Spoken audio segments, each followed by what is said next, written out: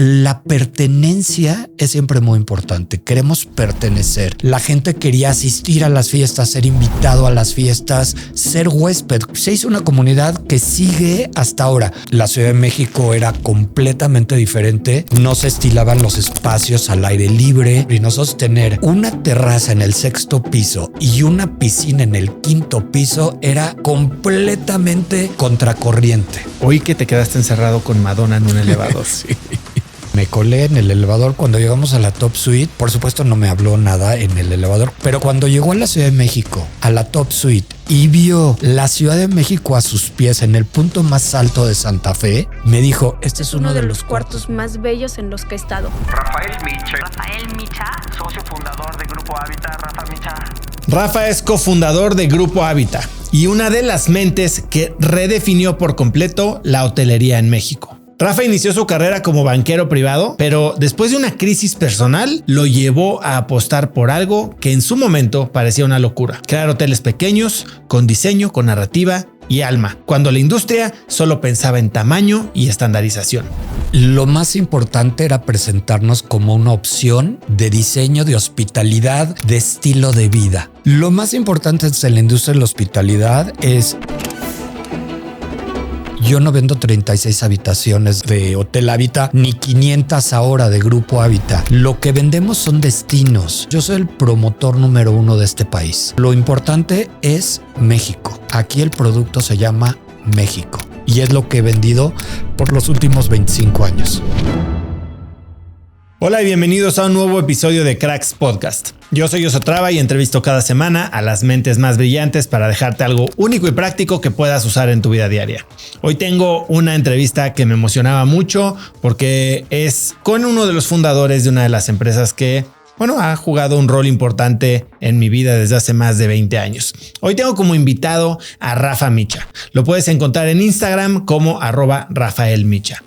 Hoy Rafa y yo hablamos de identidad, de luto, de familia, de marca, de relaciones públicas, de arte y talento, y de por qué la hospitalidad no es solo arquitectura, sino percepción, personas y cultura, y de cómo diferenciarse de verdad puede cambiar no solo el negocio, sino una vida entera. Espero que disfrutes de esta entrevista llena de anécdotas con Rafa Micha. Rafa, bienvenido a Cracks Podcast.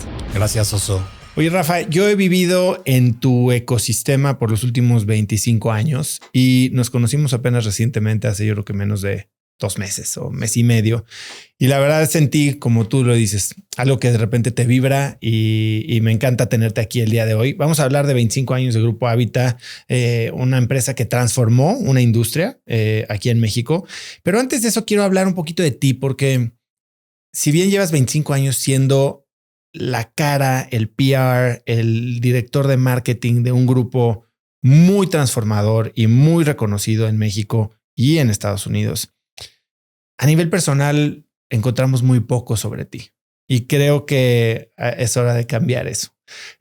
Tú eres judío, sí. Eres un judío no muy practicante, pero hablando con gente cercana a ti, me cuentan que algo que sorprendió a propios y extraños es que cuando murió tu padre, decidiste respetar y llevar un luto perfecto por 1 año, algo que no se esperaba de ti y que no es muy común.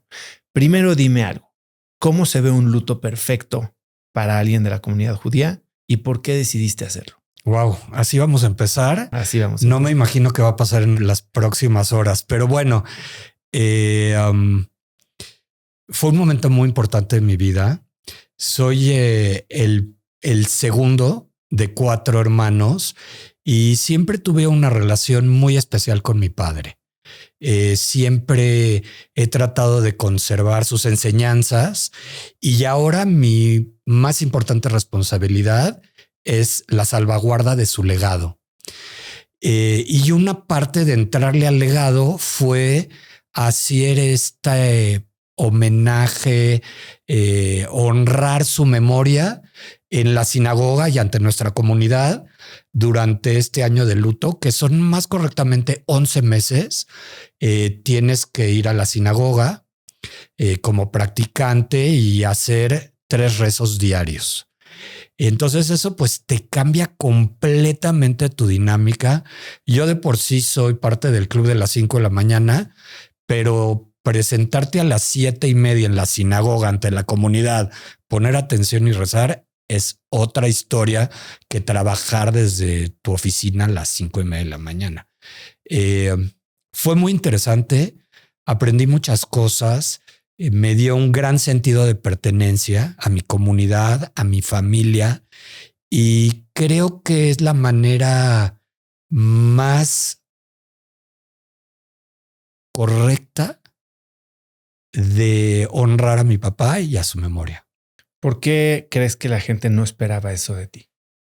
Porque me encanta la fiesta, acepto todas las invitaciones, son muy cuidadoso a ver qué tipo de eventos voy, a cuáles no voy, en dónde sí me fotografío, en dónde no me fotografío, pero nadie lo esperaba.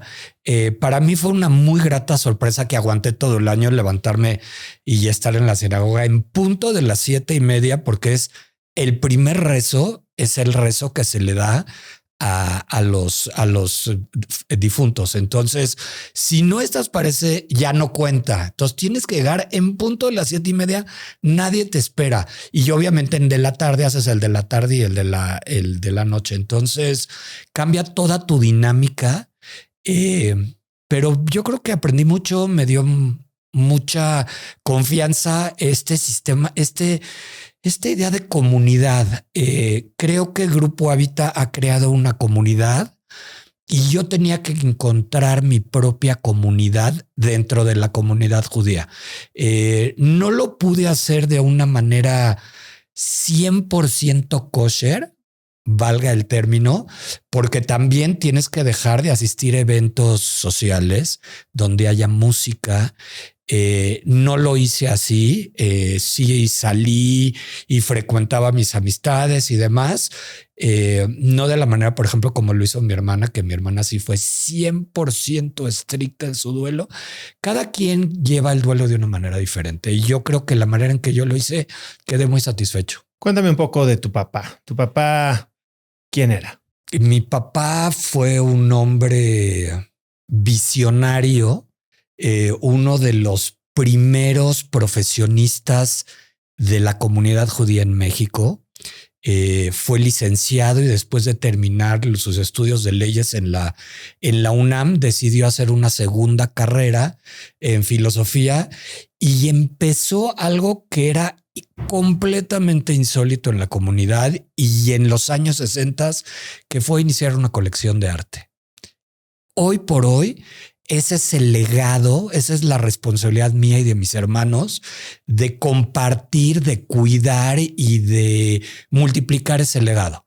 Es lo que él nos enseñó, siempre ha sido una cosa que hemos cuidado y él siempre fue generoso en compartir con otros coleccionistas, con museos de todo el mundo, sus piezas de arte y es lo que queremos seguir adelante yo y mis hermanos. Se dice que era un hombre duro y tú, como si bien no eres el más grande, tu hermana es más grande que tú, eres el primogénito. Sí. Y que llevabas mucha responsabilidad en la familia, al menos ante sus ojos. Cuéntame un poco cómo era esta relación que tenía. ¿Qué esperaba él de ti? Todo. Nunca estaba satisfecho. Tan visionario que fue de la manera tan conservadora que fue. Entonces siempre había algo más que se podía hacer. Una de sus palabras favoritas era: todo es perfeccionable. Entonces la carrera y un gran promedio y un título puede ser perfeccionado, la maestría puede ser perfeccionada, el trabajo, los resultados, la vida familiar, siempre había un paso más arriba. Entonces, vivir en este constante búsqueda de la aceptación, pues fue muy difícil.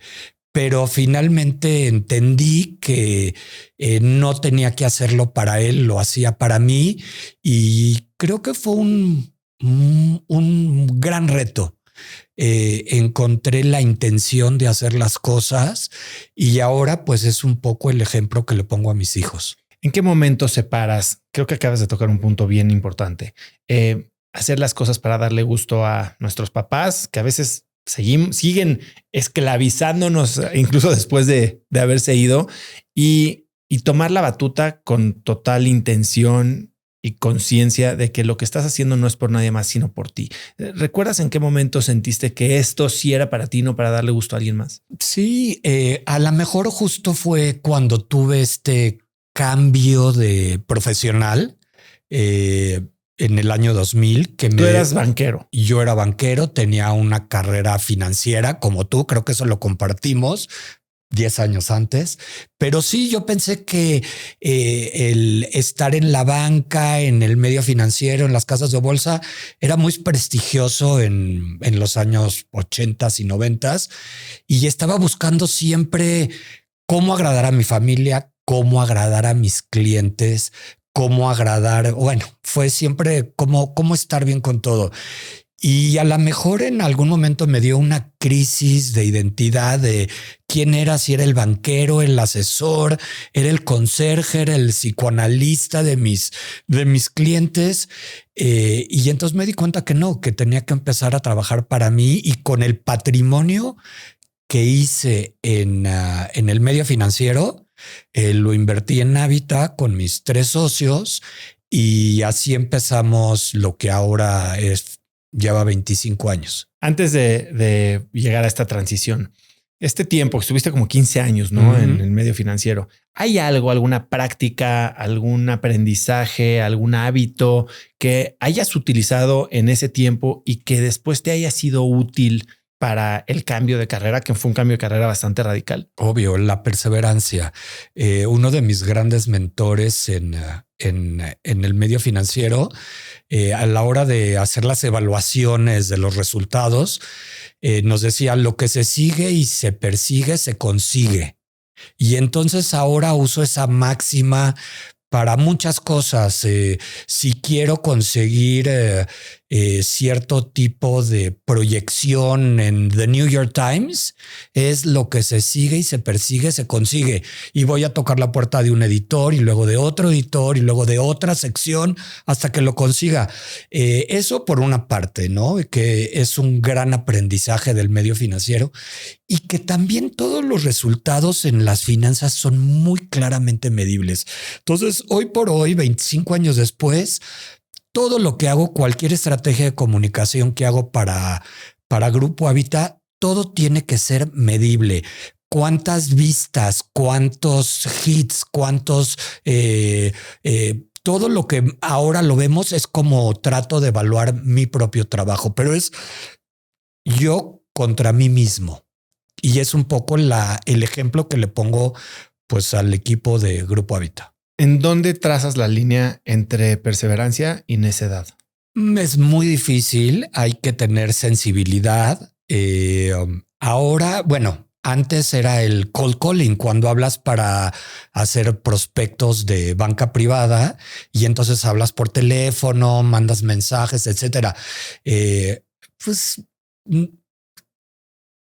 cansancio o convencimiento es lo mismo, ¿no? Pero hay que tener un límite. Creo que se siente, tú lo sientes, es como, no sé, como acostumbrarte a un sabor que sabes que nunca lo vas a poder apreciar, ¿no? Entonces tú lo sientes, y yo sé hasta cuándo puedo ser insistente y cuándo tengo que dejar las cosas. En el 98, Moisés y su amigo Carlos fundan una inmobiliaria chiquita, enfocada en el centro histórico de la Ciudad de México, y 2 años después decides dejar tu carrera financiera y unirte a ellos. Cuéntame, ¿qué pasa en tu cabeza en este momento? Hablabas de una medio crisis de identidad. ¿Cómo decides dejar una carrera de 15 años exitosa? Sí. Muy exitosa en el medio financiero. O sea, hablando de mentores, nadie como Pepe Madariaga en ProBursa. O sea, Pepe me trajo al medio, me ofreció regresarme de Nueva York a México a trabajar en ProBursa, pero creo que casi en el año 2000 había cumplido ese ciclo. En el medio financiero yo creo que las carreras tienen una fecha de caducidad muy clara. Si eres trader, porque dejas de arriesgar la posición. Si eres banquero, porque dejas de tener ese impulso de prospectación, y etcétera, ¿no? Entonces, para mí era buscar nuevos horizontes, y cuando Carlos y Moisés empezaron esta empresa de compra-venta de inmuebles históricos en Polanco, que era comprar esta casa californiana increíble, remodelarla y empezarla a rentar a empresas internacionales, ahí fue cuando para el 2000 ya habíamos decidido remodelar Habitat. Y bueno, pues lo demás son 25 años de historia. A ver, cuéntame un poquito cómo evaluabas el riesgo. ¿Cuál era el peor escenario posible? ¿Qué estabas poniendo en la línea? Porque dejas una carrera muy exitosa, pones tu patrimonio en la línea. ¿Qué pasaba si no funcionaba? Pues bueno, de entrada perdía todos mis ahorros, todo mi patrimonio, lo mismo que mis otros 3 socios que pusieron todo su patrimonio en esta industria de la hospitalidad, de la cual ninguno éramos parte. Teníamos a lo mejor cierto tipo de inclinaciones al mercado financiero, por supuesto, pero inmobiliario.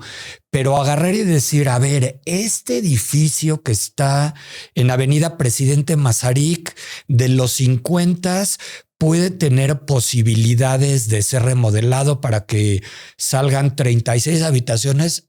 Y cuando nos dijo Enrique Norton, y una piscina en el 5º piso, ahí fue cuando dijimos, bueno, pues este es un diseño completamente innovador.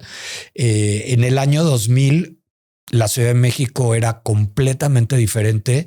No se estilaban los espacios al aire libre.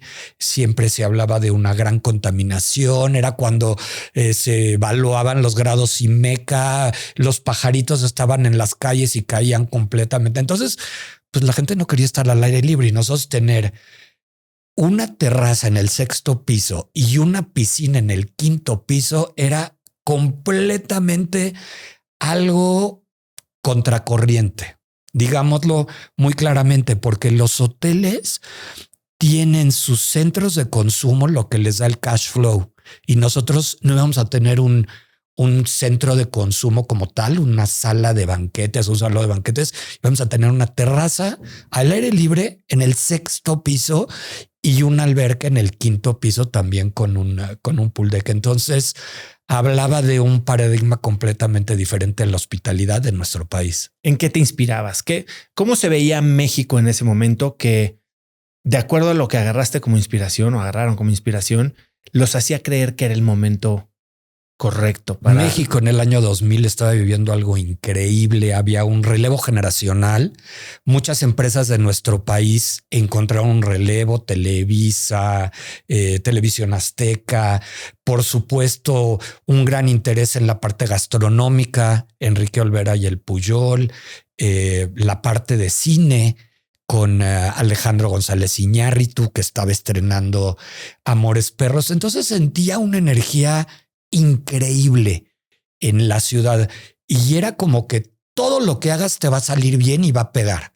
Entonces decidimos invertir en estas 36 habitaciones, en esta terraza, en esta piscina, y empezamos a crear una campaña de comunicación muy intensa para que la gente viniera a conocer este espacio en un Mazarik que pues tenía en ese entonces, no era el corredor de lujo que ahora conocemos. Había una pequeña tienda de Louis Vuitton, había una tienda pequeña de Cartier, a lo mejor una automotriz de autos exóticos, Ferrari y así, pero eso era todo, ¿no? Ahora pues son todas las marcas de lujo a nivel internacional. Háblame del concepto. ¿Cuál era la propuesta de valor que ustedes veían? Porque, no sé, remodelar un edificio, invertir todo tu dinero en 36 cuartos y una alberca en el 5º piso, suena muy arriesgado. ¿Cuál era la propuesta? Y más en un mercado que tal vez no está listo, ¿no? Ibas a tener que educarlos. ¿Cuál era la propuesta de valor que querías traer al mercado? ¿Qué es más allá de hay una terraza y una alberca en el 5º piso? ¿Qué era? Lo más importante era presentarnos como una opción de diseño, de hospitalidad, de estilo de vida.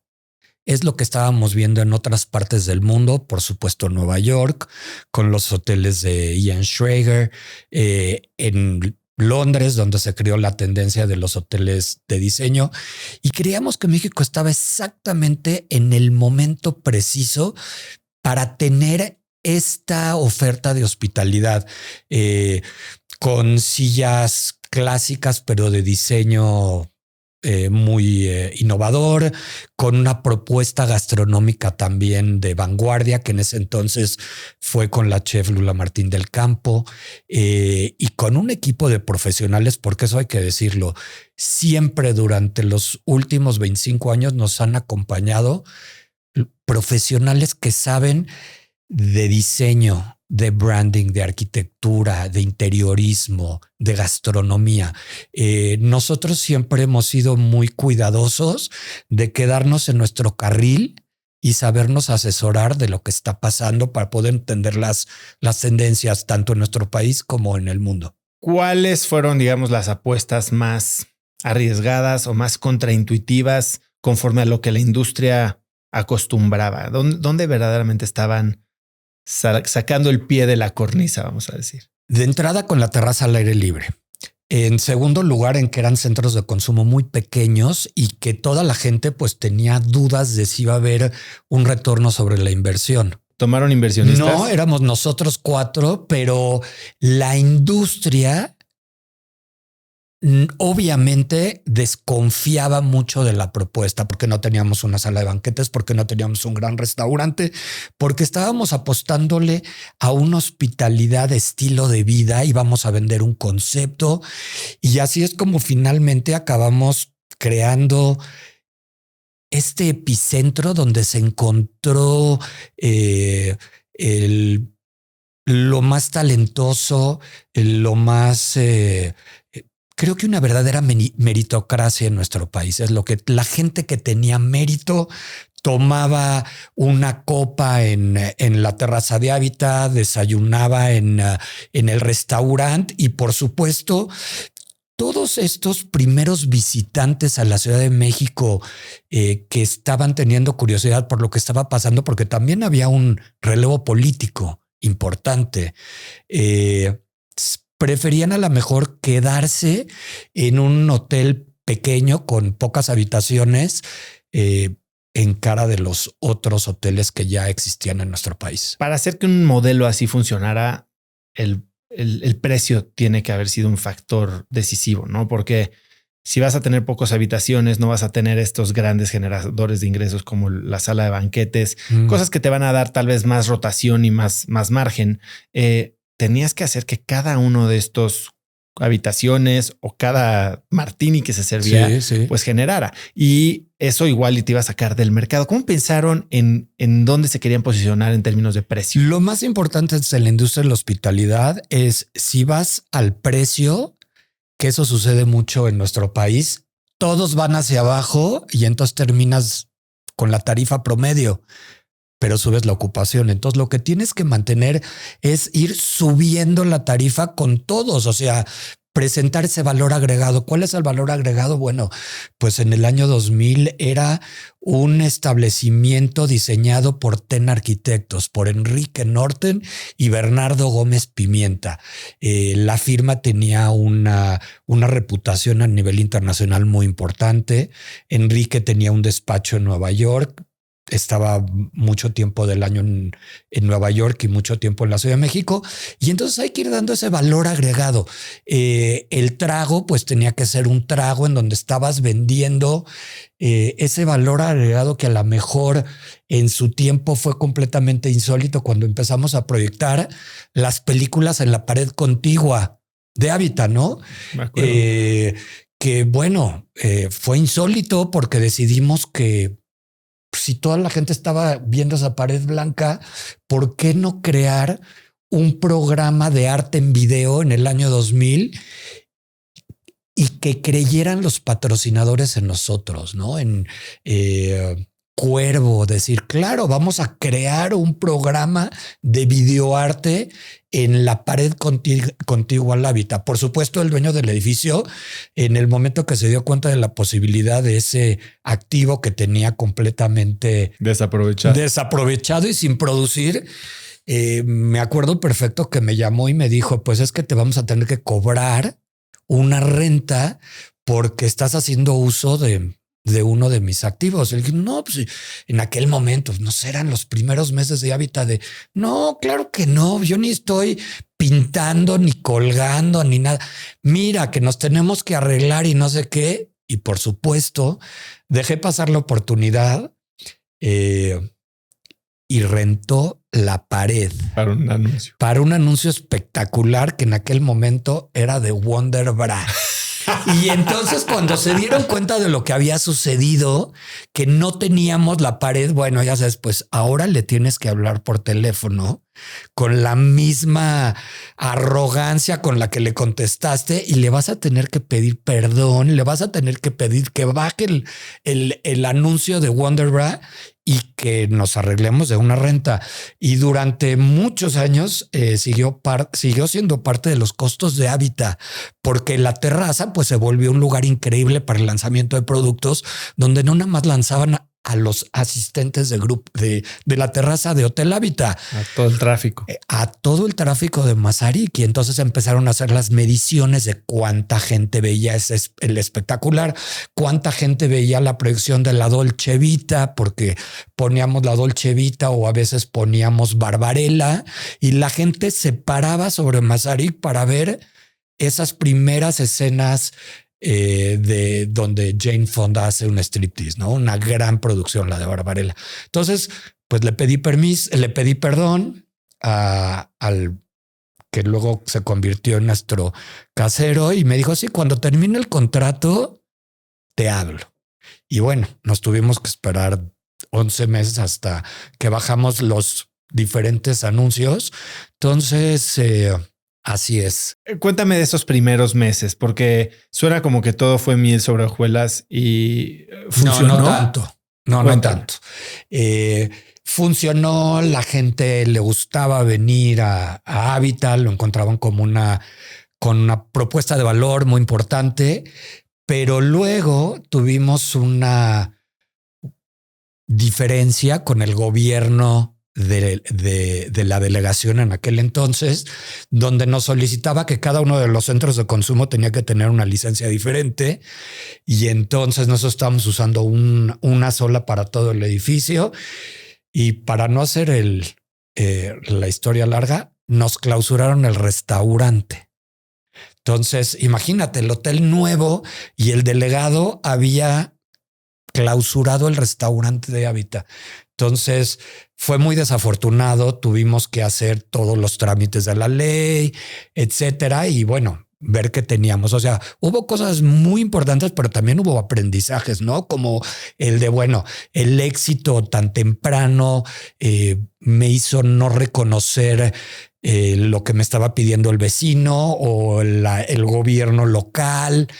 Pero de esos aprendizajes fueron saliendo muchas de las fortalezas hoy en día. Y cuéntame este inicio de la sociedad. O sea, son tú, dos hermanos tuyos y Carlos Couturier. Sí, Carlos y Moisés fueron al ITAM juntos.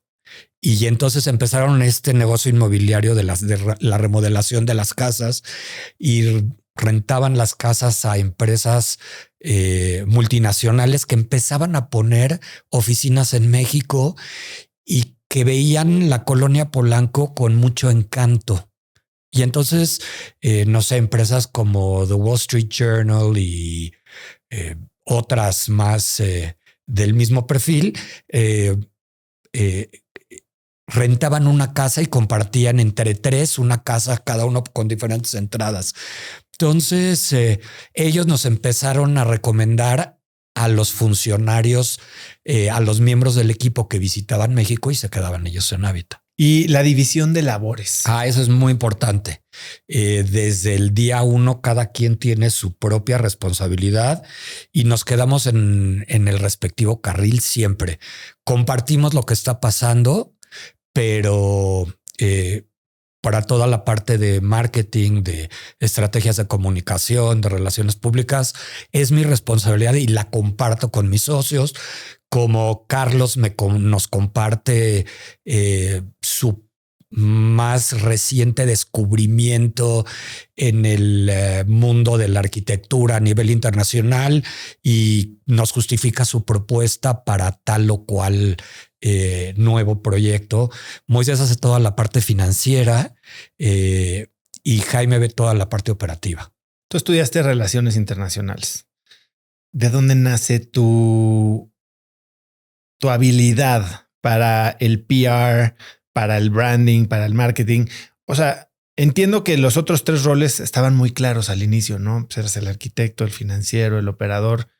Tú eras el que escribía artículos para revistas que ni siquiera se publicaban aquí. Todavía no. En el año 2000 todavía no, pero no sé, siempre me he considerado internacionalista. Estudié en el Colegio de México Relaciones Internacionales y entonces justifiqué un poco el cambio, mi nueva vida haciendo relaciones públicas y más bien relaciones internacionales 1 a 1, un huésped 1 por 1, ¿no? Y así les decía yo, les justificaba a mis colegas del Colegio de México. Hablabas de un concepto que era menos sobre el hardware y la arquitectura y más sobre el software humano y la percepción de marca.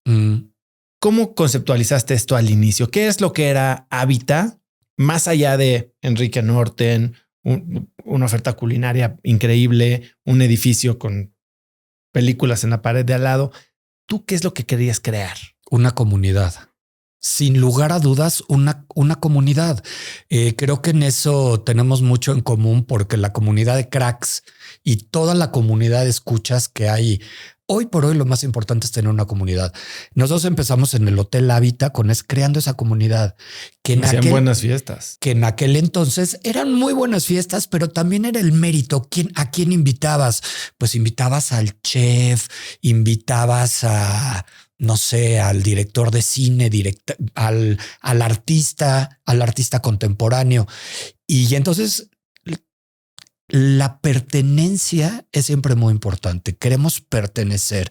Entonces la gente quería asistir a las fiestas, ser invitado a las fiestas, ser huésped. Cuando en el 2001 abrimos nuestro segundo hotel, que fue Deseo Hotel y Lounge en Playa del Carmen, la gente quería ir a Deseo porque quería pertenecer a este grupo en aquel entonces de Habita y de Deseo, ¿no? Cuando vieron el Hotel Deseo, que era un hotel todavía más modesto, de 15 habitaciones, una pequeñísima alberca. Creo que una de las revistas internacionales le puso como adjetivo que parecía una alberca de Lilliput.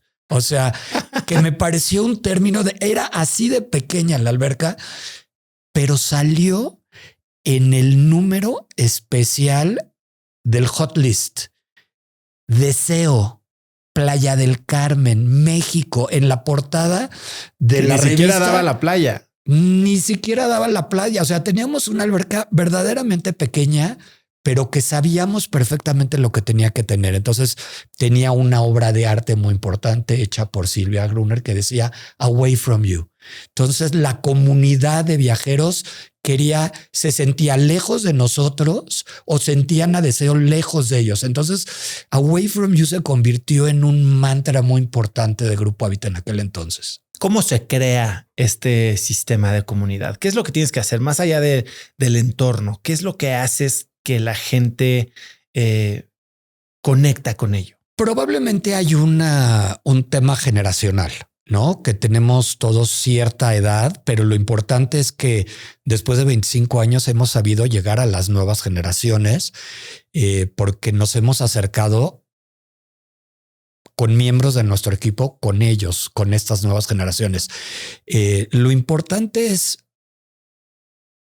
cómo encontrar lo que están buscando. Si es, no sé, arte, si es estilo de vida, si es diseño y dárselos poco a poco. Poco a poco. Sí, poco. O sea, no puedes hacer un gran contenido de diseño en una propiedad de 15 habitaciones. O sea, tiene que ser todo muy editado, tiene que ser todo muy curado, ¿no? Tienes que tratar de adaptar las experiencias a nivel internacional a nuestro país, tienes que tropicalizar las ideas de la industria de los hoteles de diseño, ¿no?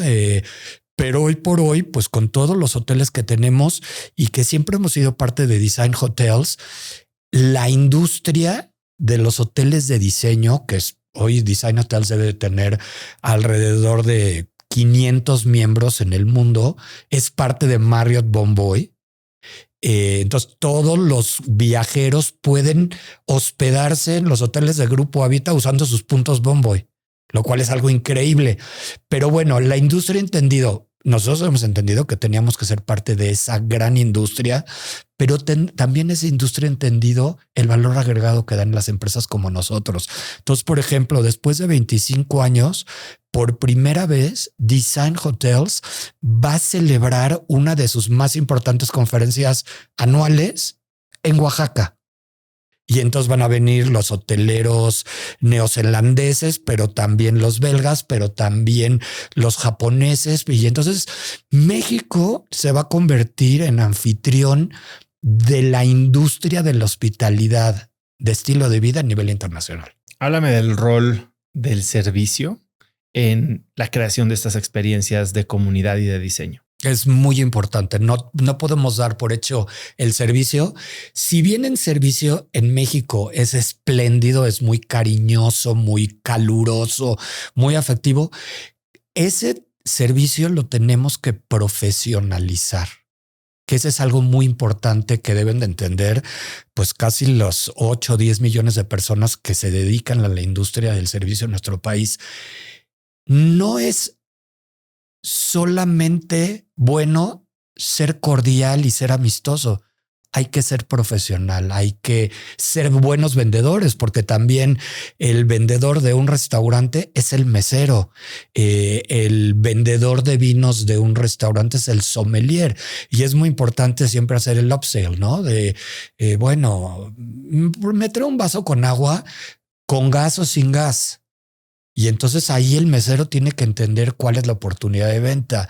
Si es para un agua embotellada nacional o a lo mejor una internacional. Si es con limón o sin limón. Si es con hielos o sin hielos. Entonces eso también hemos aprendido. Hay 2,000 criterios de servicio en la industria promedio. Te estoy hablando de una empresa como The Leading Hotels of the World que evalúan 2,000 diferentes estándares de servicio, desde si usas mantelería o si haces la cortesía de la noche en la habitación o si los tragos los sirves con un portavasos. Entonces, Leading Hotels of the World califica con sí, no o no aplica y tú puedes pasar o no puedes pasar. Creo que México, además de lo amistosos y de lo cariñosos que somos, tenemos que ser un poco más y llegar a la profesionalización del servicio. Tu rol era posicionar estos 36 cuartos a nivel mundial, ¿no? No solo en México, tú, como dices, tenías una visión muy internacional. Una cosa es tener el producto, otra cosa es que la gente conozca el producto y que entienda el producto. Cuéntame de este rol de PR. ¿Cómo lo hiciste al inicio? ¿Cómo lograste, como decías, ir a tocar las puertas del New York Times, una, otra, pero lo hiciste por todo el mundo? Porque lo más importante siempre es vender México. Yo no vendo 36 habitaciones de Hotel Habita, ni 500 ahora de Grupo Habita. Lo que vendemos son destinos. Yo soy el promotor número 1 de este país.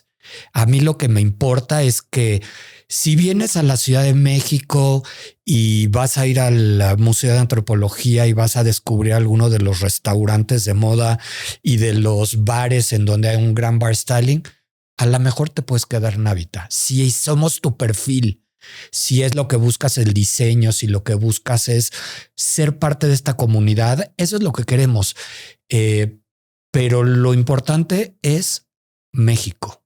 Aquí el producto se llama México y es lo que he vendido por los últimos 25 años. ¿Cómo piensas en el lanzamiento de cada una de estas? Ahorita tienen 17 hoteles, ¿no? Y han tenido que 5 o 6 más que han cerrado. Hemos sí que han ido, que no fueron buenas historias de éxito. A lo mejor no los entendieron en el diseño en el momento en que estuvieron, pero sí hemos abierto casi un hotel por año. ¿Y cómo piensas en el lanzamiento de cada uno? Generalmente nos sentamos a evaluar cuáles son los méritos de cada una de las propiedades. ¿Quién es el arquitecto? ¿Quién es el diseñador? ¿Quién está haciendo el branding? ¿Quién va a hacer la gastronomía? Y lo vendemos un poco como si fuera como una película de los creadores de ahora les presentamos tal, ¿no? Y entonces es muy importante porque además estamos haciendo una estrategia de comunicación para cada una de las marcas. Entonces hay que posicionar la purificadora, lo mismo que Baja Club, Hotel en La Paz o ahora Hotel Sevilla y Círculo Mexicano. Todas bajo el paraguas de Grupo Hábitat, pero es poca la gente que lo ve como grupo, porque además nosotros lo que queremos es vender cada una de estas marcas. Entonces, una vez que tenemos, que tenemos claro el equipo y qué es lo que vamos a ofrecer, es qué hay en el destino, ¿no? Cómo nos insertamos en ese destino. Generalmente lo más importante es qué está pasando en la escena del arte en ese destino. Qué museos hay, qué cineclubs hay, qué restaurantes hay, cómo es la gastronomía. Y entonces, pues bueno, para lo más importante es primero crear el destino. Entonces, en estas primeros meses del año, lo más importante es que el destino del nuevo hotel salga en las listas de a dónde ir en el 2026. Entonces, en este año, pues fue tratar de insertar Mérida. Mérida trae una dinámica increíble. Todo el mundo quiere ir a Mérida. Se ha creado una gran comunidad entre los locales. Por supuesto, todos los ex chilangos que se fueron a vivir en la pandemia. Y también hay una sociedad internacional muy sofisticada que han comprado y que han remodelado las casas en Mérida. Entonces, juntamos a las tres, esa nueva comunidad para que Hotel Sevilla se convierta en el epicentro de todo lo que sucede. Y va a suceder, bueno, porque así llevamos casi 6 semanas, pero esperamos consolidarlo durante la Semana del Arte, con una semana antes que es una feria, un pretexto que sucede es que es la Arte en Yucatán, güey, y después un post de la Semana del Arte para que la gente vaya a Mérida. ¿Cómo crees que esto debe ser traducido a industrias que no necesariamente son la de la hospitalidad? O sea, ¿cómo deberían de empresas tradicionales de productos, de servicios, pensar en relaciones públicas? Encontrar su valor agregado. ¿Qué es el factor que me hace diferente en el sector de la moda o en el sector de la gastronomía? Hay que buscar ese diferenciador y hay que hacer especial énfasis en el diferenciador. Y en términos de canales. Bueno, hoy por hoy, si no eres omnicanal, o sea, olvídalo. Tienes que estar en redes sociales, tienes que estar en print, tienes que estar en electrónicos, tienes que estar en todos lados. Digo, hasta mi propio perfil de LinkedIn es parte de comunico qué está pasando en Hábitat. Entonces hay que ser omnicanales. Por supuesto, ya hablaba de las afiliaciones de los hoteles en el caso de Design Hotels, pero también en su oportunidad en The Leading Hotels of the World, en Small Luxury Hotels. O sea, tienes que esos son agentes de venta muy importante. Por supuesto, los agentes de viajes, que también son muy importantes, y las grandes consolidadoras, ¿no? Booking, etcétera. Entonces hay que estar en todos los canales. Y en términos de comunicación, A ver, yo a lo largo de mi vida he tenido varias empresas y en muchas hemos usado agencias de relaciones públicas. A veces es un freelancer, a veces es una agencia más boutique. ¿Cómo debes de pensar en gestionar tu comunicación corporativa? ¿Debe de ser manejada internamente? ¿Se deben usar terceros? ¿Cuáles son las pros y contras? Yo tengo el mejor trabajo de México porque me quedé con el trabajo de las relaciones públicas porque así era el feeling en ese entonces. Depende de quién eres tú. Depende del liderazgo de la empresa. Si tienes la facilidad o tienes la disposición de ser el portavoz y además trabajar 12 horas diarias. Entonces, y si no, creo que las opciones de relaciones públicas, de compañías de relaciones públicas, es muy válido. Yo quiero hacer doble clic en algo que acabas de decir. Si tienes la capacidad o la disponibilidad y la disposición, hoy estamos viendo una tendencia muy fuerte a la creación de marcas personales, de directores de empresas, en donde ya una gran función o parte de su función es ser el portavoz. Y están el campo de los que dices que yo soy introvertido, yo no puedo, yo no sé, y los que tal vez lo son y lo aprenden, ¿no? Esto es algo que debemos todos desarrollar como una capacidad si queremos ser mejores líderes o activos más valiosos para nuestras empresas, o nos podemos esconder en el... No, definitivamente es algo que hay que considerar y hay que, si no estás convencido a hacerlo, tener un profesional que lo haga. Lo platicaba hace poquito Checo, que es muy, muy retraído y muy discreto y muy de bajo perfil y que le cuesta mucho trabajo esa fama y cómo manejarla y cómo presentarse. Pero finalmente él sabe, y lo platicó aquí, que tiene que manejar su marca personal, que es diferente de la escudería. Entonces él tiene, porque a lo mejor van a entrar otro tipo de ingresos por su propia marca y cómo se maneja. ¿Qué rol ves de las redes sociales? Dices, hay que ser omnicanal. Y ciertamente llegaron los grandes agregadores y la atención se está yendo cada vez más a espacios cortos de tiempo, a redes sociales muy fugaces. ¿Cómo ha jugado eso en tu estrategia comercial a lo largo de estos últimos 25 años? ¿Cómo ha transformado tu manera de atacar un mercado? Bueno, no existían. O sea, hace 25 años no era lo único que buscaba era el artículo en Travel and Leisure, en Condé Nast Traveler, en The New York Times, ¿no? Y quería siempre algo en print y algo que saliera increíble. Ese primer artículo de Habitat en Travel and Leisure, donde hablaban de la colección Fundación Jumex y hablaban de Habitat y hablaban de Pujol, dije, bueno, 8 páginas increíbles que de otra manera no hubiéramos tenido presupuesto para tener acceso a ese tipo de difusión. Y era lo único que buscábamos, ¿no? Por supuesto, también el reclamo en medios nacionales. Pero ahora tienes que buscar esa revista más toda la plataforma de redes sociales, más, los canales de venta tradicionales.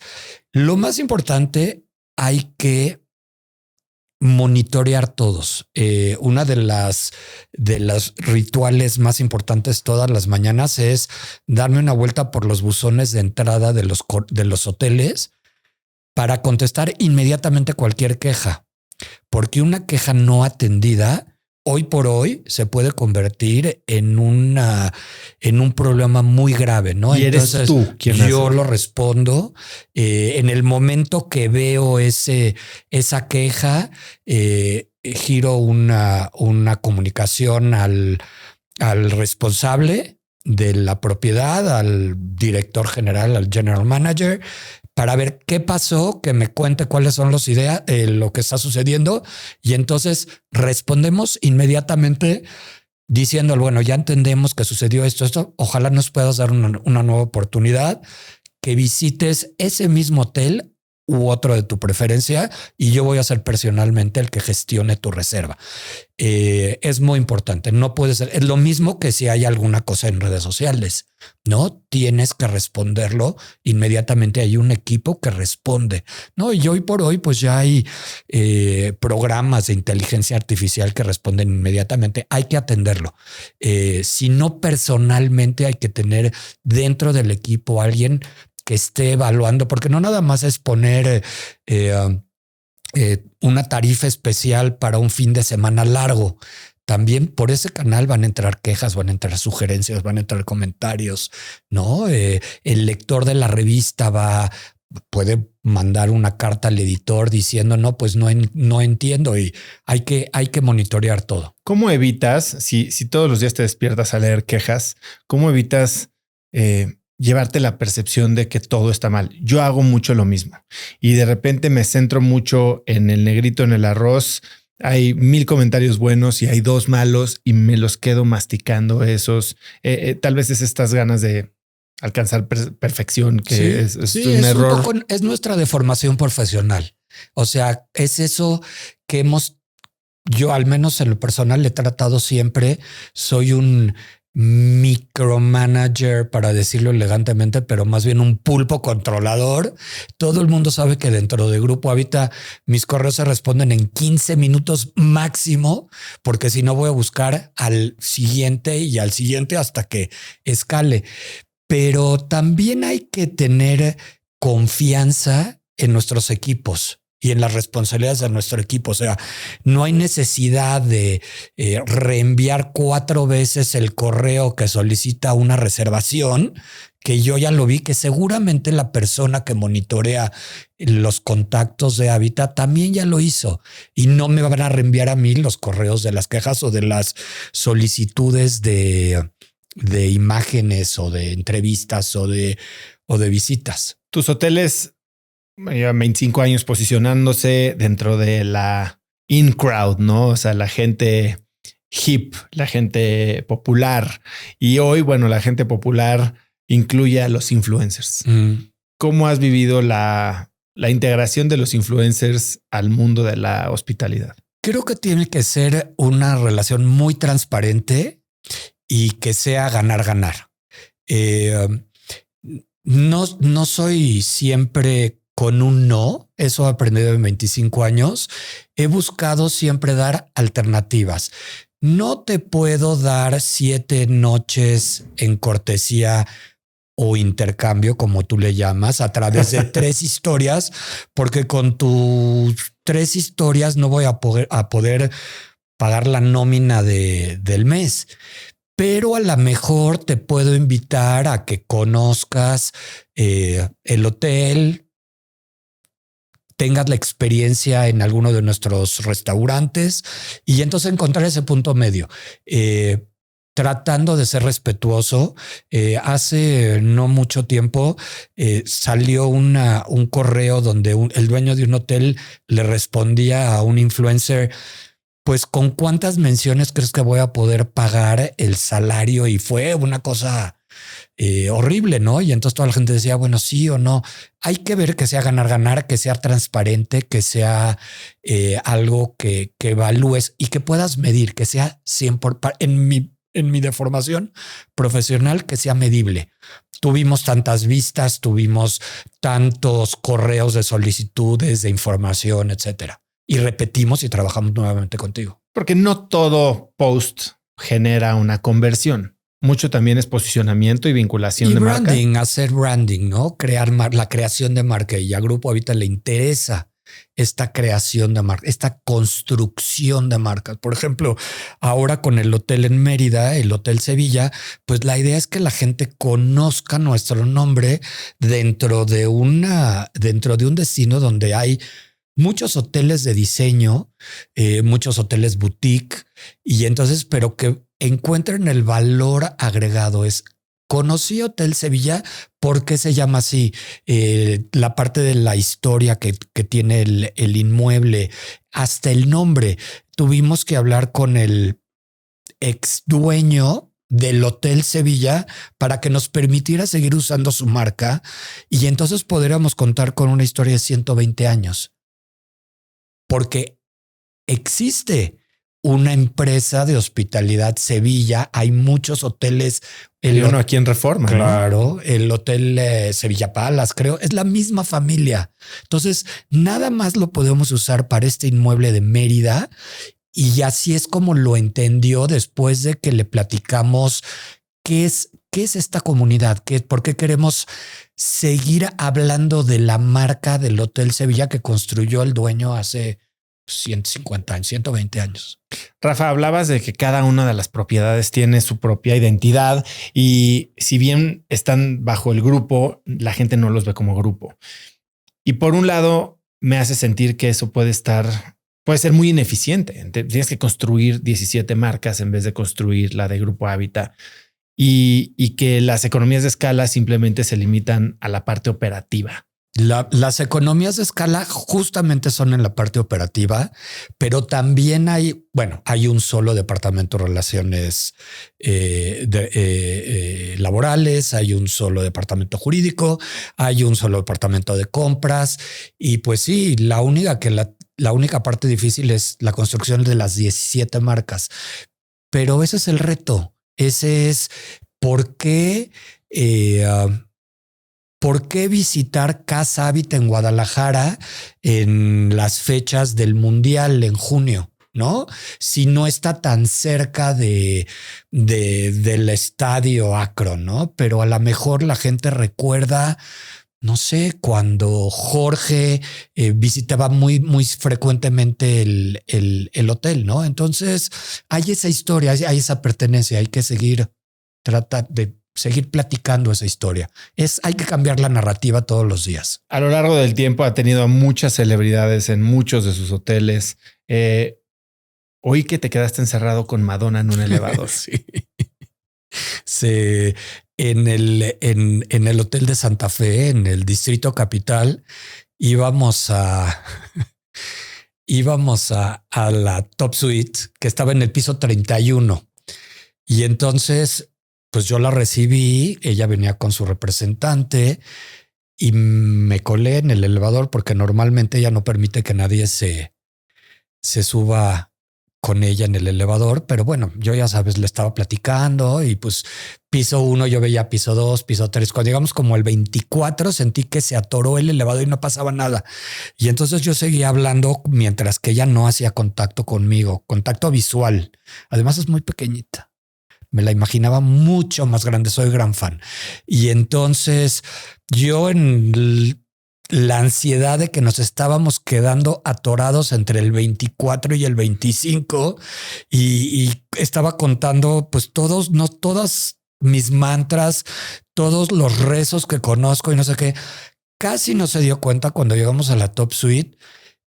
Por supuesto no me habló nada en el elevador, pero tú hablabas y ella nunca respondió. Hablaba y el representante hizo algunos comentarios, pero cuando llegó a la Ciudad de México a la Top Suite y vio, eran como las 7, 8 de la noche, la Ciudad de México a sus pies en el punto más alto de Santa Fe, me dijo, este es uno de los cuartos más bellos en los que he estado. Por supuesto, hicimos trabajo, entonces había una copia del Zohar en el cuarto y eso ya le dio como más confianza porque vio las escrituras, vio algunas de sus bebidas favoritas, porque además de hecho venía a cambiarse y se iba a la inauguración de un gimnasio. Que abrió en Polanco, ¿no? En Pabellón, en Bosques, en Pabellón Bosques. Era el punto más cerquita en para Parque llegar. Parque Duraznos. Era el punto más cerquita que para llegar del aeropuerto de Toluca, haciendo escala en Santa Fe y luego en Parque Duraznos, sí. ¿Y fue lo único que te dijo? Lo único que me dijo, por supuesto, no hay fotos, no hay pruebas, no hay, pero bueno, la historia del elevador es real. ¿Tienes alguna otra? No, bueno, cuando Paris Hilton llegó en el año 2005 por primera vez a México, descubrí a una gran emprendedora que trabaja de una manera muy intensa, ¿no? Me acuerdo que los organizadores, los que la invitaron a venir a México, rentaron uno de los espacios de Condesa DF para todas las sesiones de fotos que tenía entre actividades y actividades. Nunca he visto trabajar a alguien tanto y tan intensamente, pero tampoco he visto a alguien divertirse y buena para la fiesta. Le encantaba la fiesta, pero estaba puntual para la sesión de fotos. Salma, cuando estaba filmando Frida con Jeffrey Rush, con todo el elenco de la película Frida, porque estaba también, además de Jeffrey Rush, estaba Edward Norton, estaba Penélope Cruz. Con Salma coincidió con Bono. La primera vez que vino Bono a México en el 2005,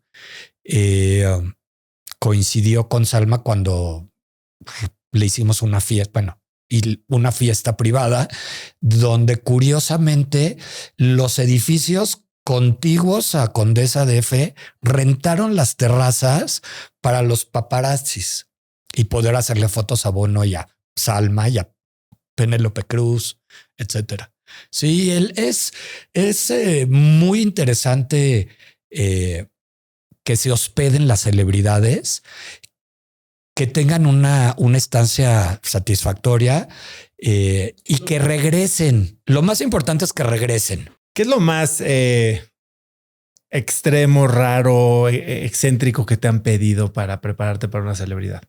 Generalmente los equipos son los complicados, pero en el caso de Bono, llegó a Condesa DF por las gestiones de don Jaime Camil, que él me dijo clarísimamente, vamos a ver si se va a quedar o no se va a quedar. Él tenía una reservación en otro establecimiento y entonces tenía como para escoger, lo cual estuvo increíble. O cuando vino Mick Jagger, lo mismo. Vino, se la pasó increíble, luego se regresó a su hotel. Generalmente no te piden gran cosa. Patti Smith, que para mí es una semideidad, tiene uno de sus cuentos que empieza haciendo la crónica de su estancia en una de las corner suites de Condesa DF. Y habla cómo ella está escuchando a los fans que están cantando sus canciones abajo en la calle de Veracruz. Entonces lo disfrutan y se la pasan bien y generalmente no dan lata. Cero. No tengo más que buenas experiencias con todas las celebridades y la idea es que todos son huéspedes, todos son viajeros y están buscando esa comunidad en donde quieren quedarse, ¿no? Un actor ganador del Oscar que vivió por muchos años, vio una de las amenidades de su habitación y dijo, pues es que en las habitaciones todo te lo puedes llevar. Y entonces empacó un Xbox porque teníamos Xbox en todas las habitaciones. Obviamente, pues el equipo se dio cuenta, me hablaron por teléfono y le dije, mira, explícale que no le va a servir porque es zona 4 y él vive en una zona 2 o no sé qué. En aquel momento, en el 2005, 2006, cuando la Xbox era un artículo increíble. La persona de la marca de Xbox con la que hice la asociación para que tuviéramos los equipos en Condesa F me dijo, en 5 minutos llega una Xbox región 1 para el artista, dile que nos espere y que cuáles son sus juegos más importantes. Entonces, no es de que él me pidió el Xbox, pero la descubrió como una amenidad en su cuarto. Y eso, así hay muchas historias. Han pasado muchísimo talento. Ya mencionabas a Enrique Olvera y con Enrique, pues estuvo Jorge Vallejo, estuvo Lalo García en otro de tus restaurantes, arquitectos como Enrique Norten, Frida Escobedo. Y hasta cierto punto me cuesta trabajo entender qué es primero, el huevo o la gallina, en el contexto de ustedes reúnen talento extraordinario que después se hace mundialmente famoso. ¿Qué es primero? ¿Ustedes generan un ecosistema en el que se potencian estos talentos? ¿Los talentos vienen y potencian a Grupo Hábitat? ¿Qué es primero? Lo más importante es el destino, es el edificio, es ¿Dónde vamos a abrir? Vamos a abrir en la ciudad de Puebla, en una fábrica purificadora de agua de 1888, y creo que la mejor persona en nuestro país y en el mundo para remodelar el edificio es Ricardo Legorreta. Y entonces nos sentamos con el arquitecto, que nos corrió de su oficina porque le pedimos un hotel monocromático y se ofendió diciendo que si no conocíamos que él era el dueño del Solferino y el Magenta y que nosotros éramos unos irrespetuosos, pero nos habló de vuelta y dijo, bueno, les concedo un color. Y ese color pues se convirtió en el obispo que estaba en todos lados.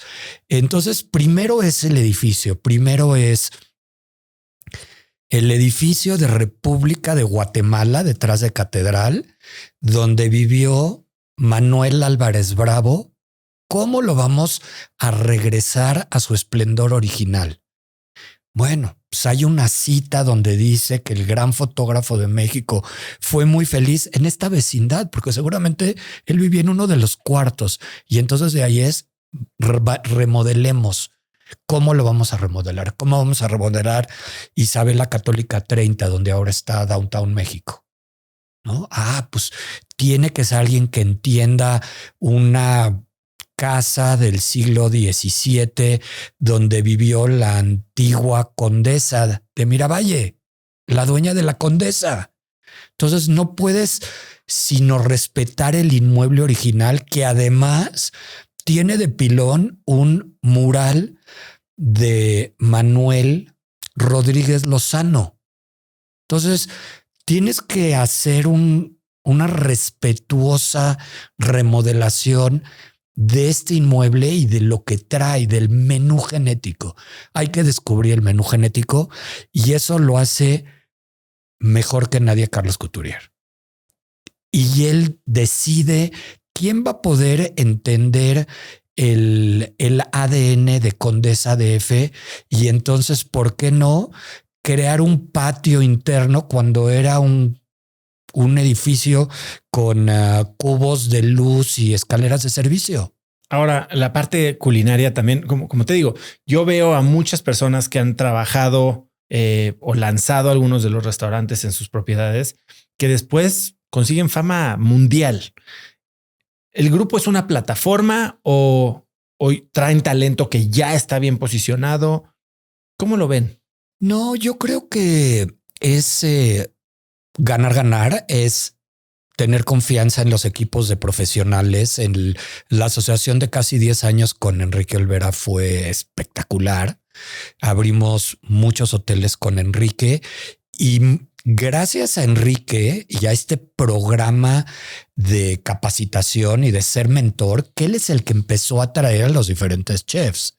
Y entonces dijo, a ver, a este chef lo vamos a poner en Condesa DF, y bueno, fue Jorge, ¿no? Y este chef va a trabajar en Distrito Capital, nuestro hotel en aquel entonces en Santa Fe, y fue Lalo García. Entonces, hay que ser respetuoso de las opiniones del profesionalismo de los profesionistas, ¿no? Y hay que tener también, obviamente, un olfato a qué es la tendencia. Cuando abrimos Círculo Mexicano, Carlos y Moisés invitaron a un colectivo de chefs sin restaurantes, que en México pasó un poco desapercibido, salvo un par de chefs que se quedaron a vivir y que tienen ahora restaurantes muy exitosos que antes eran miembros de este colectivo, que se llama We Are Ona. We Are Ona es una sensación en todo el mundo, en donde ponen un pop-up, un restaurante pop-up, se venden todos los sitios inmediatamente y son una cosa increíble. Aquí en México iban a venir por 3 meses, se acabaron quedando casi 2 años. En el periodo un poco después de la pandemia. Entonces hay este olfato de, a ver, los pop-ups gastronómicos, ¿qué son?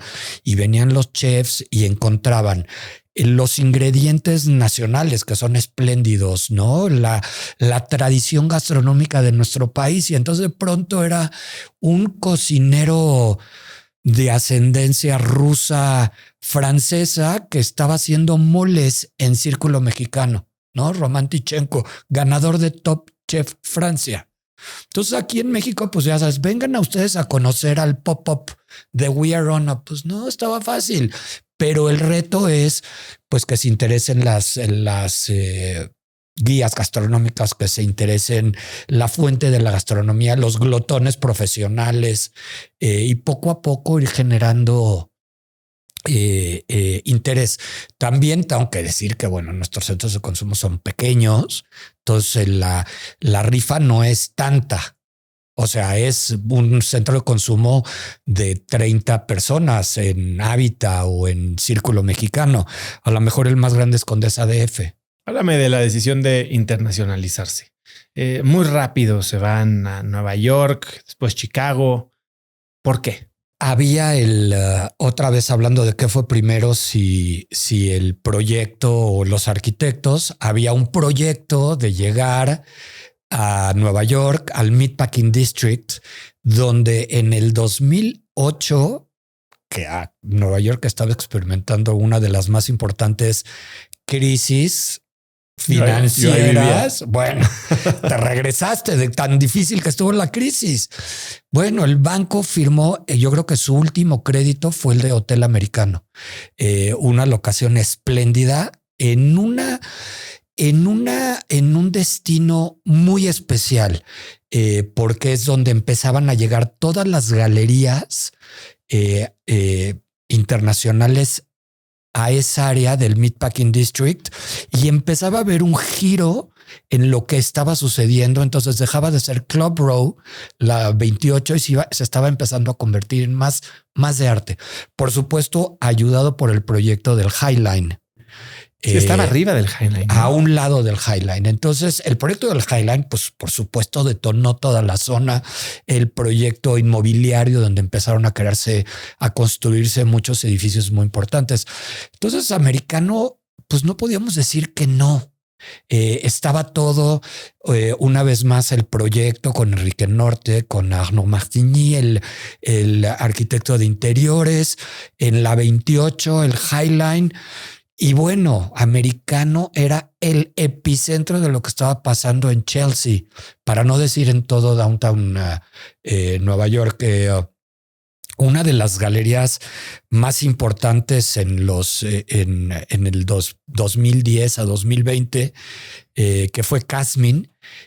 Me acuerdo perfecto cuando Paul encontró el local de su galería desde la terraza de Hábitat. Dijo, ¿qué hay ahí enfrente? No, pues ese es el Bungalow 8, pero pues ya cerró. Yo fui muchas veces al Bungalow 8, que era un club muy exclusivo, que para miembros, etcétera. Paul acabó teniendo 4 galerías en la misma cuadra, 4 o 3 galerías en la misma cuadra. Y ahora su socio, que se quedó con la galería, Nick Olney, pues tiene su propia galería y además maneja un centro cultural de exposiciones increíble que se llama Meridiano en Punta Pájaros, en Puerto Escondido. Entonces, él se hizo una comunidad que sigue hasta ahora. Obviamente, pues no sucedió lo que hubiéramos querido y buscaron un nuevo desarrollador, operador hotelero, y pues dejamos la propiedad en el COVID. ¿Qué te hubiera gustado saber antes? Y me hubiera gustado saber de hospitalidad, a lo mejor hacer un major en Cornell o en una de estas grandes universidades que enseñan hospitalidad. ¿Crees que hubiera habido un cambio, sobre todo en el proyecto de Americano? No, me hubiera gustado para los últimos 25 años a lo mejor tener más conocimiento de la industria, o a lo mejor nuestro gran atractivo es nunca haberlo tenido. Y entonces eso nos ha dado un olfato para acabar con el paradigma de hospitality one-on-one y hacer cosas diferentes. No sé, hacemos cosas muy extrañas que yo creo que deben de sorprender a mis amigos de la asociación. Pero bueno, para darle un refresh a Condesa DF, una propiedad de 20 años, decidimos invitar al más reconocido operador de cafeterías de Japón para que abriera 100% Arábica en México, ¿no? Que fue un hito. Pues a lo mejor pudimos haber hecho una fiesta de aniversario o usado ese mismo dinero para contratar a una pauta publicitaria, pero no. Lo que se genera de boca a boca con esta apertura de Arábica y la apertura de la tienda número 100, la primera en Latinoamérica, que haya venido Kenji a México a supervisar. O sea, eso genera un boca a boca que de otra manera no se puede localizar. No sé, a lo mejor de manera similar lo hicimos también, no sé, hace 10 o 15 años con Hábitat, cuando decidimos abrir una sucursal de Barbería Capital. Entonces, ¿por qué? Porque la gente venía y se afeitaba y se cortaba el pelo, pero además recordaba sus épocas de cuando venían las fiestas en Hábitat y decidía regresar al restaurante, al bar, a la terraza, a recomendárselo a sus amigos, decir, bueno, es que no ha pasado nada en 10 años, sigue exactamente igual. Y ahora hay una sucursal de Barbería Capital. Entonces, son estas estrategias que no suenan del todo normales. Háblame un poco de la pandemia. ¿Cómo la vivieron? Complicadísimo porque teníamos en marzo la apertura de Círculo Mexicano detrás de Catedral en la Ciudad de México. Y pues, no sé, los primeros días de febrero tuvimos una reunión en donde decidimos qué iba a pasar con el grupo e inmediatamente decidimos cerrar 3 hoteles. Entonces fue muy difícil. Uno de ellos, bueno, ya hablamos. Cerrados porque la legislación, por ejemplo, el caso de Americano, el hotel se tenía que cerrar 100%.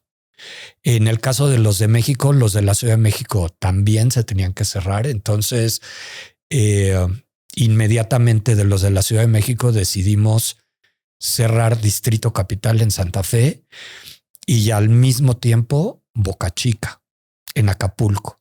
Entonces fue muy difícil la decisión de mantener a todo el equipo trabajando mientras que estábamos cerrados. Fue también muy complicado. Pero bueno, Círculo Mexicano, en lugar de abrirlo en marzo, que teníamos pues el hotel listo para abrir, y la estrategia de comunicación, porque empezaban a salir los artículos que había conseguido para la Ciudad de México y la Ciudad de México es lo más hot y no sé qué, y el nuevo establecimiento Círculo Mexicano. Entonces, pues siguió todo adelante, pero el hotel estaba cerrado, que tuvimos que inaugurar hasta septiembre. Que en aquel entonces la jefa de gobierno y la presidenta Sheinbaum vino a la inauguración, una inauguración que hicimos pues casi éramos 30 personas en un espacio abierto al aire libre para que no hubiera problemas. Pero bueno, nada más retrasamos. Los demás proyectos pues ya se quedaron en el camino, lamentablemente. ¿Qué te enseñó la pandemia a ti y al grupo? ¿Qué les dejó? Que tenemos un compromiso muy importante con nuestro equipo, que lo más valioso que tenemos es el equipo y no edificios bonitos o bien remodelados o con buen mobiliario o con una colección de arte. Es el equipo, que lo que hicimos en aquel entonces fue mover, pues al tratar de absorber el mayor número de miembros del equipo de los hoteles que estábamos cerrando a los hoteles donde estaban abiertos, o empezar a mover, porque siempre es muy importante, y eso es muy claro, que en Hábitat eres empleable, no eres un empleado. Tú puedes emplearte y entonces puedes moverte hacia cualquiera de los 9 destinos si tienes los méritos, la capacidad y muchas veces la audacia de decir voy a dejar Puebla, y me voy a ir a trabajar a San Rafael en Veracruz, ¿no? Entonces trabajamos en una empresa con casi 600 miembros del equipo y creo que es algo muy importante y eso nos enseñó la pandemia. Al principio hablabas de que uno de tus grandes trabajos el día de hoy es cuidar el legado y crecer el legado de tu papá. Tu papá y tu familia era una familia de coleccionistas. Háblame un poco de cómo ha ido evolucionando. ¿Cómo fue la relación tuya con el arte bajo la tutela de tu papá y cómo ha evolucionado después de eso? He tenido durante mi vida la oportunidad de vivir rodeado de arte. Siempre, ¿no? Mis hijos crecieron en una casa, también la de mis abuelos y la propia, llena de arte, pero siempre han sabido lo importante que conlleva vivir, ¿no? Lo tienes que saber conservar, no lo puedes tocar, no lo puedes mover, no lo puedes, ¿no? Entonces tienes que ser cuidadoso. Entonces, eso por un lado, la parte de la conservación. Pero también ahora, por ejemplo, bueno, y desde que abrimos Habita, el acercamiento con el mundo del arte nos ha llevado a apoyar de manera constante y decisiva instituciones culturales de nuestro país. Entonces, por ejemplo, hoy por hoy, si vas al Museo Franz Mayer, una de las exposiciones está patrocinada por Grupo Habita. Si vas al Museo Tamayo, una de las exposiciones está patrocinada por Grupo Habita. Y así en muchas instituciones financieras. Lo primero que hacemos es tender estos lazos con las instituciones y a lo mejor eso fue por la manera en que crecí yo, que creció Jaime, que creció Moisés, cerca del arte. Cuando estuvimos en Nueva York también estábamos muy cerca de los museos, de las instituciones y curiosamente aún al día de hoy seguimos teniendo lazos muy estrechos con los cuerpos directivos de los museos. Entonces, lo mismo que en Chicago, en The Robbie, que hace rato me preguntabas, pero ya no entré en detalle. Es parte de nuestro menú genético el ámbito cultural. Somos parte de Sonamaco desde hace 21 años y ahora vamos a por 22ª ocasión. Vamos a tener los espacios de consumo, vamos a tener los bares, vamos a tener los restaurantes, vamos a tener ofertas gastronómicas en la Feria de Arte en Sonamaco, pero también en todas las otras ofertas durante la Semana del Arte, como en material. También ya tenemos, o sea, ya no nada más es Maco. Hacemos un brunch de coleccionista, nos dedicamos a hacer más grande el coleccionismo a través de la promoción, etcétera. O sea, una vez más, no estamos vendiendo 36 habitaciones en Avenida Presidente Mazarik. La meta es mucho más, va más allá. Y hoy tu enfoque en el arte, sé que tus papás coleccionan mucho arte mexicano. ¿Tu enfoque en el arte es en arte mexicano, latino o internacional? Sé que eres gran fan del arte contemporáneo. Hoy por hoy, México es una de las capitales más de vanguardia en el tema del arte contemporáneo. Ya no podemos hacer divisiones aquí en México trabajan muchos artistas contemporáneos que no son de nuestro país, pero que México les ha dado esa difusión. Entonces, me gusta sin fronteras, sin adjetivos, todo es arte. No tenemos por qué ponerle etiquetas de dónde es. Entonces, si hay algo que me llama la atención, trato de investigar quién es el artista, trato de conocerlo, trato siempre de coleccionar gente de mi generación o más joven. Para entender más o menos y tener las mismas motivaciones o preocupaciones. Pero soy muy curioso y siempre estoy buscando nuevas propuestas. Por eso me gustan las ferias, por eso me gustan estar buscando qué pasa. Y no sé, puede ser algo nuevo, pero también puede ser hace poco que descubrí, porque estuvo oculto durante muchos años, un mural dentro de los laboratorios SIVA que habían comisionado a Chávez Morado, que ahora se convirtió en una cafetería en calza de Tlalpan. Entonces, pues hay que ir a descubrir también esa oferta de 1954 que nunca se había visto más que el dueño de Siva de los laboratorios. ¿Vendes? No, la verdad es que hay ciertas cosas que pues ya no tienes el mismo interés, pero no, el coleccionista normalmente tiene este greed de tener más y de ser el mejor. Es un grupo muy interesante, el del coleccionismo. Y los coleccionistas de arte en México y en nuestro país son muy interesantes. ¿A quién traes entre ojos? Digo, me acabas de regalar muy gentil de tu parte un libro de Saúl Castro que no conocía yo. ¿Quién más? Me encantan las propuestas que, bueno, en eso no coincidimos del arte de palabras. Entonces, siempre estoy buscando algo que comulgue con la premisa que voy a tener colgada, con algo que crea, pero voy buscando, no sé, esperemos que haya muchas propuestas en la Semana del Arte, esperando ver nuevas exposiciones, conocer nuevos coleccionistas, ver colecciones que normalmente no puedes visitar, museos que están sacando cuadros que no han exhibido desde hace mucho tiempo, como en el caso del Museo Tamayo.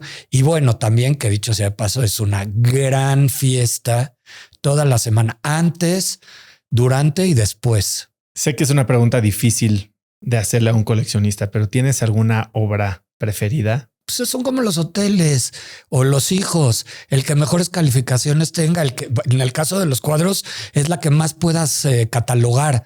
Una obra es mucho más importante, se convierte más importante si está catalogada, si está exhibida en colecciones internacionales. Entonces no es de que tenga, pero a veces una convence más que otra. ¿Cuál está más cerca de tu corazón hoy? Por de ejemplo, las que tú tienes. Últimamente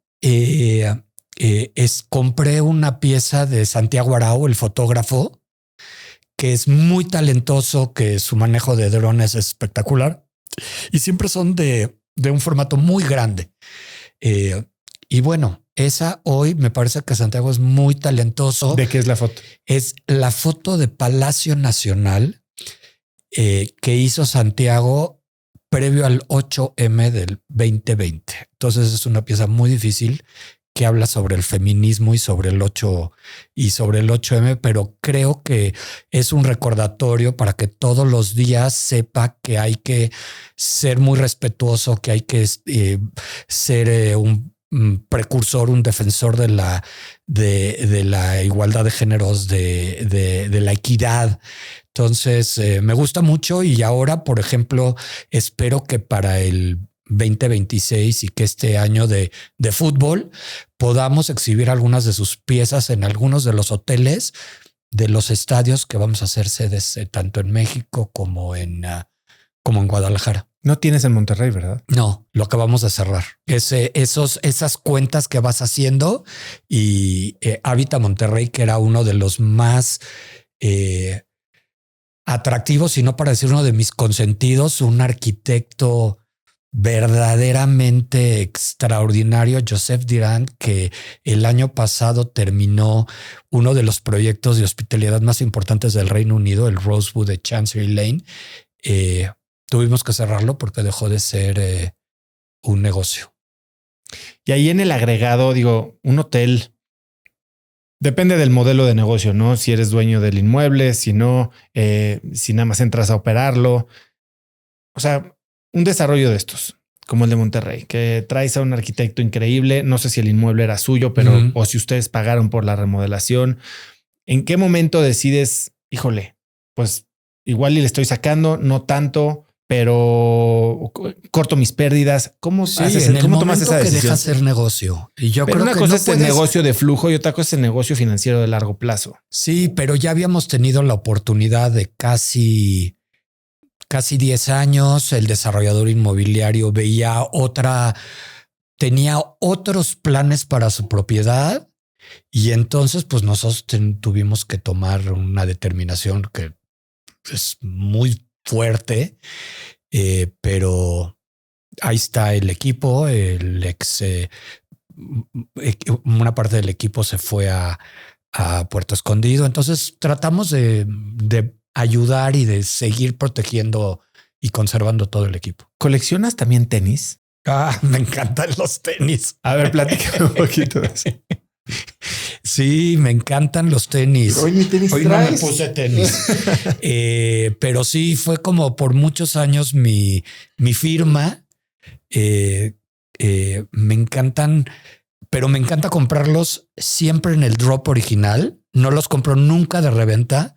Entonces ahí también he tratado de tener un ecte que me habla, pues ahora van a salir unos tenis nuevos de Travis y te van a encantar. Y entonces, ¿eres fan de alguna marca en particular? No, soy fan más bien de estas ediciones especiales de colaboraciones que hace Travis, por ejemplo, con Nike, o que hace Nike con diferentes marcas. Entonces, cosas que son muy difíciles de conseguir, que tienen un alto valor de reventa. Y sí, en diciembre, bueno, mi regalo de fin de año fueron unos Travis que aún no estreno. A ver si los usas. Claro que los uso y bueno, me encanta usarlos y sí los uso. Y los cuidas, así te estresas y te los van a pisar. Pero cuando alguien se me acerca y me dices que qué bruto, están increíbles tus tenis, pero sí, no los tengo en la caja guardados, eso es cero. Los uso y me los pongo y espero estrenar estos Travis de, pues no sé, a ver si en la Semana del Arte.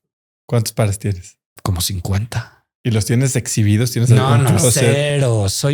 Soy muy desorganizado y entonces me gustaría tener el par de tenis en su caja con el nombre, pero no lo tengo. ¿Guardas las cajas y demás? Guardo las cajas, guardo todo, las diferentes. Bueno, este nuevo par de tenis tiene 3 diferentes agujetas para que le cambies las agujetas según como.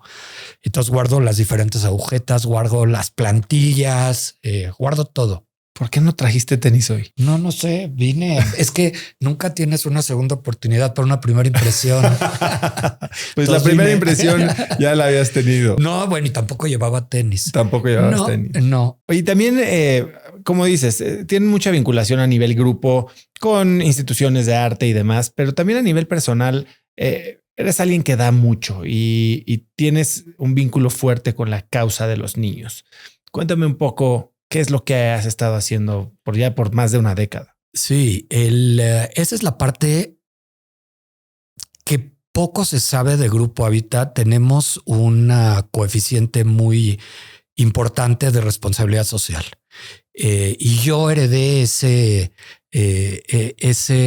esa relación y entonces, pues hoy por hoy, con el Instituto Nacional de Neurología y Neurociencias, estamos en el patronato, ayudamos al instituto y entonces hacemos eventos de recaudación de fondos y estrategias también de comunicación con neurología, pero también con Niños en Alegría desde hace 22 años. Trabajo en el patronato. La parte de la educación es muy importante. Niños en Alegría, lo de neurología y también el ambiente de la restauración y remodelación de inmuebles históricos, ¿no?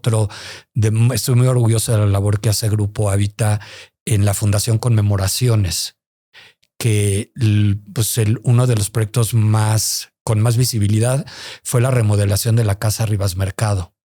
El arquitecto Rivas Mercado, pues bueno, es el creador de la columna del Ángel de la Independencia y su casa estaba en una situación deplorable en la colonia Guerrero y los vecinos nos hablaron para hacernos cargo de la casa. Corte A, 15 años después, hemos logrado remodelar la casa. Ahora el jardín de Antonieta, que justamente inauguramos a principios de diciembre, con un grupo muy comprometido de fundaciones y de filántropos a nivel nacional e internacional. Entonces es una parte poco conocida, pero que también tiene mucho compromiso y que veo personalmente. Y esto se traduce en ¿cuál es el uso que le van a dar, por ejemplo, a esta casa en la colonia Guerrero? Bueno, de entrada, la Casa Rivas Mercado se convierte en el pulmón de la Guerrero, en el salón de recreo de casi 4 escuelas que están en la vecindad de la Guerrero, porque los niños salen a al recreo, pero pues no tienen un espacio verde. Tenemos un jardín precioso, un jardín inglés, perdón, como originalmente lo proyectó el arquitecto Rivas Mercado. Lo único que nos está haciendo falta es la fuente de la rotonda, que hay evidencias, hay fotografías de época, que era una rotonda muy bonita con una fuente de cocodrilos, pero alguien se la llevó. No sabemos bien todavía dónde está. Y bueno, ahora es lo único que falta. La idea es que la gente visite los espacios, que conozcan la historia del arquitecto Rivas Mercado, la historia de Antonieta, una mujer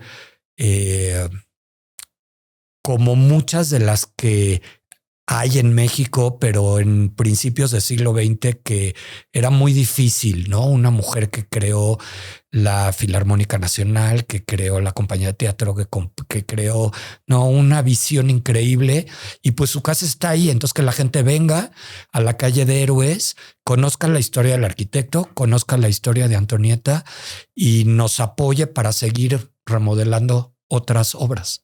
Cuando viajas, ¿cómo viajas?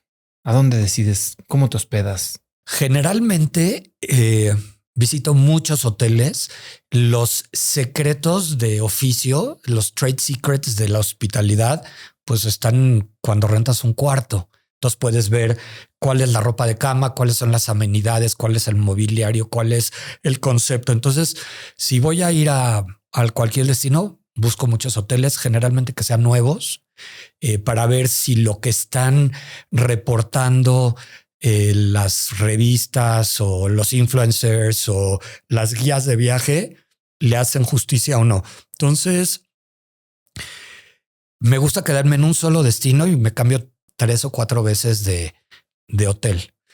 Y pues por deformación personal, tanto yo y a veces cuando viajo con mis hijos, ya sabemos los estándares de servicio. Entonces, no, pues este hotel sí no cumple los estándares de Leading, ¿no? Ya sabes si es miembro de Leading, o este hotel está increíble, ¿no? O cuando sea grande me gustaría. Entonces, escojo el destino, luego los hoteles y ya así me la voy dando. Ahora, por ejemplo, mis próximas vacaciones son a Madrid y entonces quiero ver remodelaciones de hoteles, de estas grandes hoteles de Madrid, cómo quedaron bajo empresas de hospitalidad multinacionales que pues tienen mucho presupuesto y pueden contratar a los arquitectos que nosotros contratamos hace 15 años, pero ellos los están contratando para ver qué hacen con todo el presupuesto. Entonces, y voy viendo, me gustan mucho los viajes de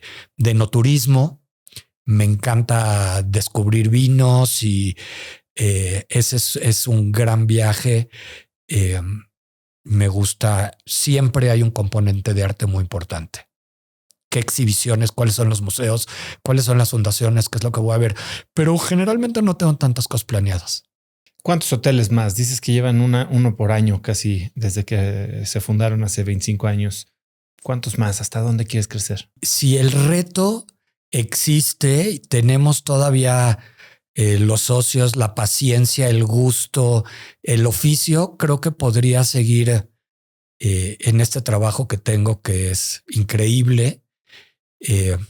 Por todavía, o sea, no estoy pensando retirarme en ningún momento, pero siempre y cuando exista un reto nuevo, que esa yo creo que es la intención, es algo nuevo, un nuevo destino para ponerlo en poner los reflectores del mundo en ese destino, ¿no? Lo que hace 13 años llegamos a Puerto Escondido y en diciembre el New York Times descubrió Puerto Escondido y hizo un gran artículo sobre todo lo que estaba pasando, sobre Casaguabi, sobre Terrestres, sobre Hotel Escondido, sobre Hotel Humano.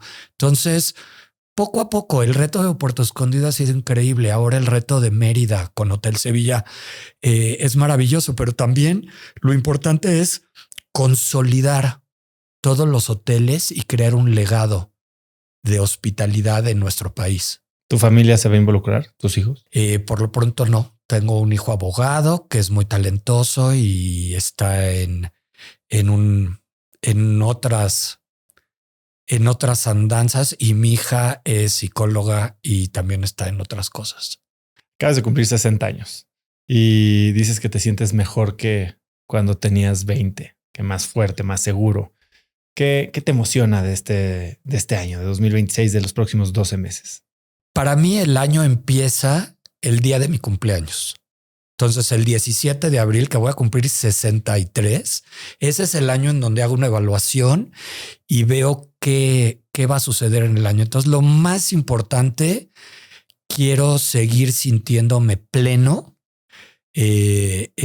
seguir cerca de mi familia, de mis hijos, verlos plenos, que se sigan desarrollando y desenvolviendo en cada uno de sus proyectos. A veces me cuesta mucho trabajo, pues toda esta empresa. Entonces, ¿para quién la estamos haciendo? No, si no es para.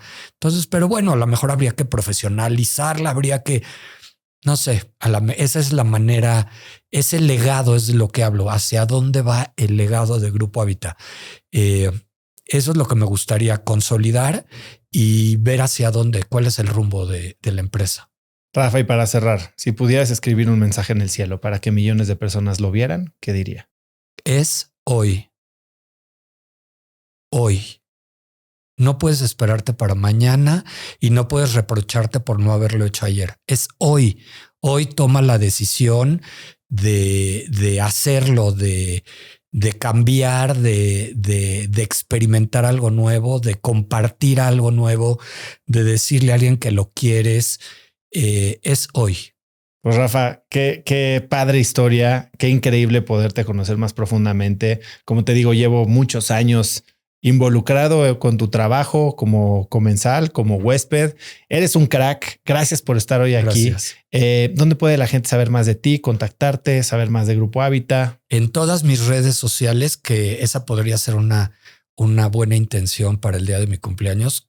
Paso demasiado tiempo en redes, pero a todo el mundo le respondo. @Rafael Micha en Instagram, en Facebook, en Threads, en X. En Threads. Sí, en todo. De verdad estás en todos lados. Todo. Creo que en la que más debería estar, que es LinkedIn, no estoy. Pero sí, por supuesto, en las redes, en las plataformas sociales de Grupo Habita, tenemos diferentes plataformas para cada una de los hoteles y también hay una para Grupo Habita. Entonces ahí estoy y en el hotel de su preferencia. ¿Algo que quieras agregar? Gracias. Estoy muy, muy halagado de ser parte de esta lista de cracks.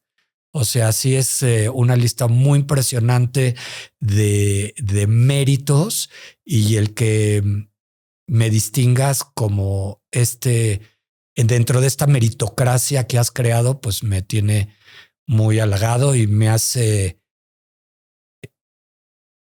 reconocer que algo hemos hecho bien últimamente. Muchas gracias por tus palabras, Rafa. Pues ahora sí que el mérito es todo tuyo. Muchas gracias por estar hoy aquí. Gracias.